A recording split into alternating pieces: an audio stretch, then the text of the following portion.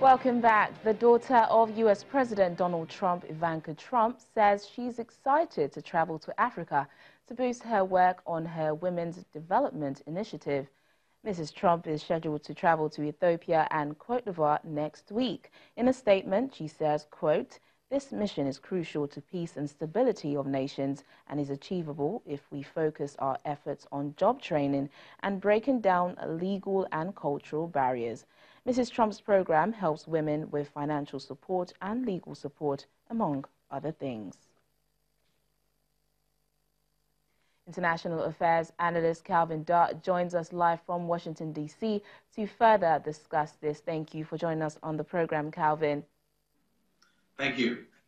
So why is Ivanka Trump visiting Ethiopia and Cote d'Ivoire out of all the other African countries? Well, I think it's just a matter of trying to find the best success story that will be the least controversial. In short, in Ethiopia and Cote d'Ivoire, more so in Ethiopia, there's the USAID, the United States Agency for International Development, programs that are very active, and she will be traveling with the USAID director. So I think she chose those programs because those are the most successful success stories that the U.S. has right now in Africa. Okay, well, what exactly is the significance of this visit, well, for the two countries? I think you mentioned both the continent and U.S.-Africa relations as well. Well, I think that it will definitely contribute to trying to mend African-U.S. relations, although I don't know how much progress we made on that front. I do think the purpose of it, at least from Ivanka Trump's point of view, is she has always made women's empowerment, women's economic progress a big priority of hers in the U.S. and internationally. And this came before, her father got into the White House. So I think she's trying to kind of salvage her reputation by pursuing something that she's been passionate about. Okay, well, there's some speculations in some quarters that Ivanka is simply visiting Africa because the U.S. First Lady did so last year. That is, there's some sort of tension between them. What do you make of this thought?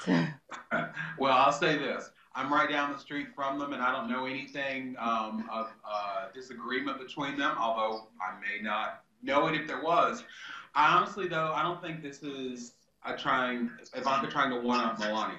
What I think this is because Melania never really wanted to pursue a policy agenda. She's doing the Be Best campaign about cyberbullying, but she can't even get her husband to stop bullying people on Twitter. I think the difference with this is Ivanka really does want to make a name for herself, which is why I think that she kind of put her career on hold to come to the U.S. to be an advisor for her father. And this is probably the only area where she could do it and it not be too controversial. International Affairs analyst Calvin Dart, thank you so much for speaking to us on Network Africa. Now, true democracy remains the vital tool to manage diversity in the society. That's according to Nigeria's former president, Olusegun Obasanjo, who, along with his co-authors, Dr. Greg Mills and Zimbabwe's former finance minister, Tendai Biti, presented their new book, Democracy Works, Rewiring Politics to Africa's Advantage. Also present at the book launch in Durban, South Africa, was the former Liberian president, Ellen Johnson Sirleaf, who wrote the foreword of the book. The highlights touched on taking democracy beyond the rituals of elections, focus on youth development, economic empowerment and inclusiveness in every aspect of nation building.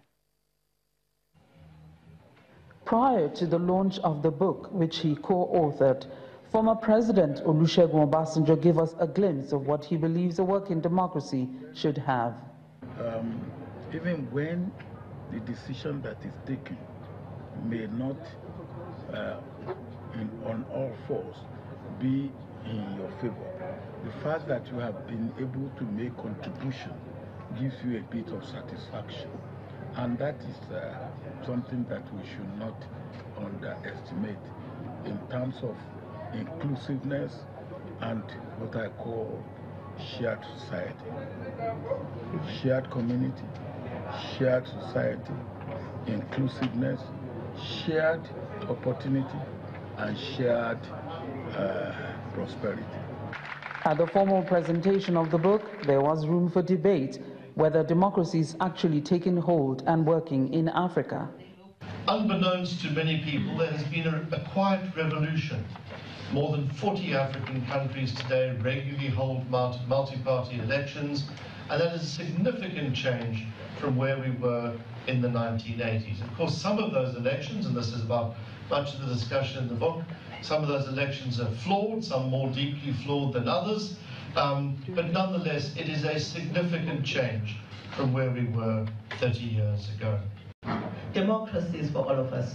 If it's going to work, where we stand as women forward, it's for everyone. And when I was sitting with a colleague there, I said, next time we sit here and there's a mom from England coming as a leader from that community, I think that is when we'll start saying that democracy is beginning to work. When democracy will be working, it's when the people who seem so far away from it will actually start saying, I count, I matter. The co-authors of the book, as well as the former president of Liberia, Madam Ellen Johnson Sirleaf, who wrote the foreword, took turns to give their views on what's working and what should still be worked on in Africa. But we also know that democracy much more than elections.